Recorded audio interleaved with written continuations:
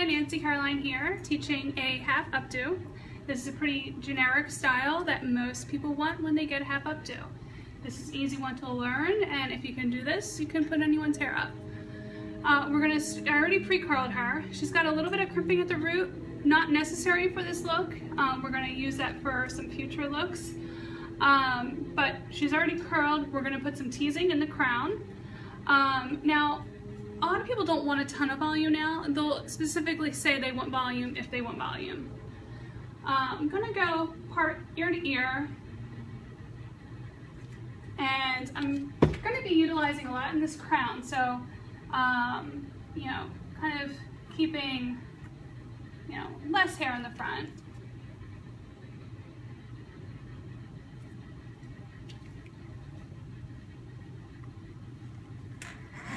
So we can see,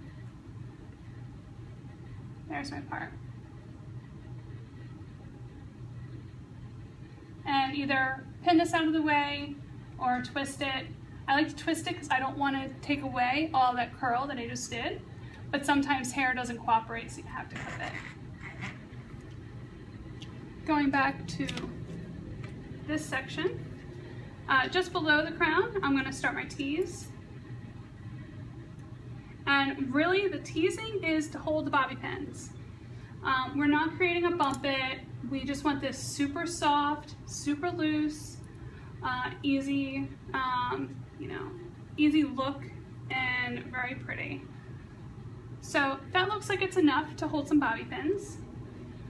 If I need any more volume, I can just do it in that area, a little teasing. So do a little bit in there. And always, you know, step to the side and look at the silhouette. You don't want it to look, you know, like this. You just want it nice and soft. You don't want it to be like a slope. You get the idea. So now with that, we're just going to gather this hair right here and put a pin.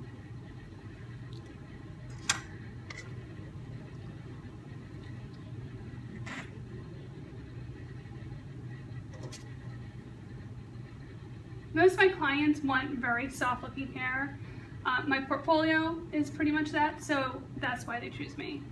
I don't like real severe looks. Some people can carry it off, it's fine once in a while, but nice soft looks I feel like are more flattering on someone's face, especially when you're looking at photos in, you know, 10, 20 years. So just like that, this is considered like a tunnel pin. So I just gathered the hair and I'm just going to push that pin all the way in. If you can see the pin, it's fine because we still have hair that is going to go around that. We're really just pinning the crown area right now. So now that pin went in that way. This one I'm going to put in this way. It's going to secure that other one. So just like that. So now you need to determine if they want their hair you know, completely half up by pulling all of this back, or just part of the way half up with keeping some down and pulling some back. Depending on the face shape is what, you know, determines that. And if people want a much softer look, then they would go with less back, but you know, more back if you know, want a little bit more dramatic. Also, if you tend to get hot, it's nice to have all of your hair up. So I'm going to do this in two sections. One, taking the top half, putting it up, and then taking this and putting it back. So it's easy as that. If you need to put a little bit of teasing in, you can. She doesn't really need it, so I'm not going to. So you really don't need to do much combing or brushing, you know, just pull it back softly. And we're going to cross over those initial bobby pins that we put in, and you're going to tunnel pin this. So take your bobby pin, open it, put one end of it completely in that section of hair, and then take it, meet the bobby pin to the head, and then slide straight in.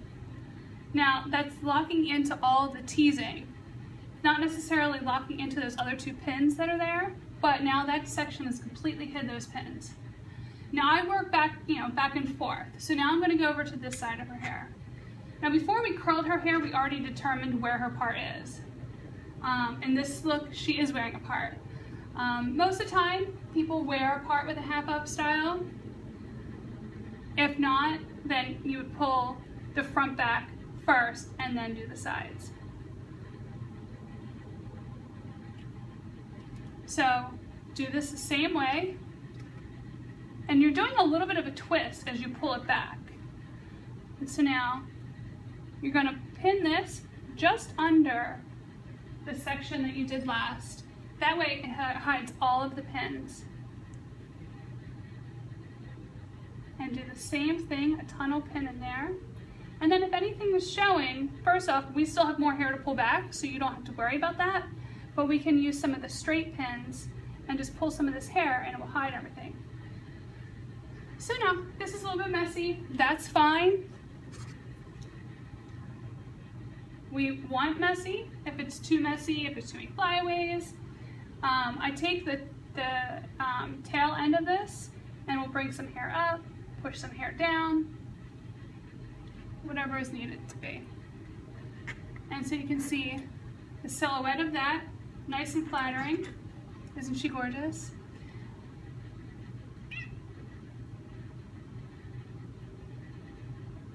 Okay, so that's if she doesn't want all of it back.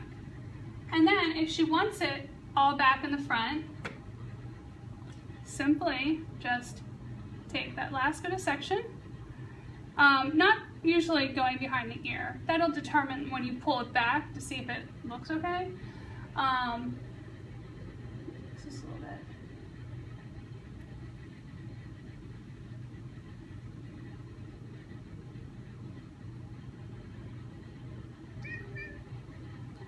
So take this, do another crossover.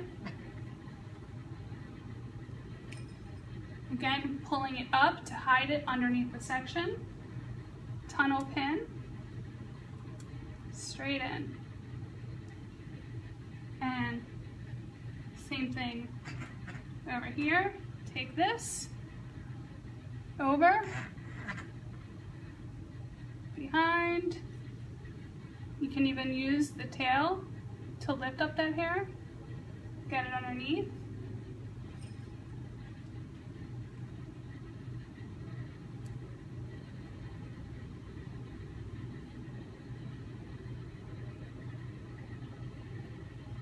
And make sure you feel it lock into place. If you feel like you put a pin in and you don't feel like it's locked, you gotta follow it in with another pin. But for the most part, this is pretty locked. Her hair shouldn't be going anywhere. She should be able to dance all night. And see, just like that, all of the pins are hidden. She has a nice, soft, pretty updo, and she's ready for the wave. And if you want to fix any areas, you just use the tail end of your comb and pick up sections. Only use working spray until you're ready to set everything in place. I typically don't use too much of the Shaper Plus until the very, very end. That way, if people's curls fall, you can, you have just the working spray in there that you can kind of get back in there and curl it a little bit. So she is ready for the evening. Thank you very much.